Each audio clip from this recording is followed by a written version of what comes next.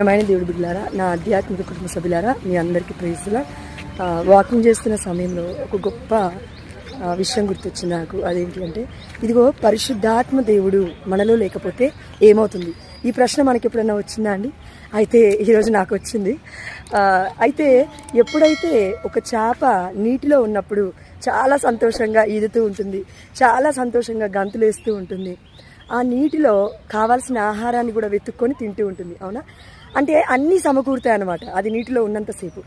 అదేవిధంగా నీవును నేనును నీటి స్వరూపుడు అంటే పరిశుద్ధాత్మ దేవుడు నీటి రూపంలో ఉంటాడు కదండి. ఎస్, ఆ గొప్ప పరిశుద్ధాత్మ దేవుణ్ణి మనం కోల్పోతే ఏటి ఒడ్డున చేప విసిరేసినప్పుడు ఏ విధంగా అయితే కొట్టుమిట్టాడుతుందో చావు బ్రతుకుల మధ్యలో, అదేవిధంగా పరిశుద్ధాత్మ దేవుడు మనలో లేకపోతే ప్రియమైన బిడ్డ కొట్టుమిట్టాడుతూ ఉంటుంది మన యొక్క ఆధ్యాత్మిక జీవితంతో పాటు భౌతికపరమైన జీవితం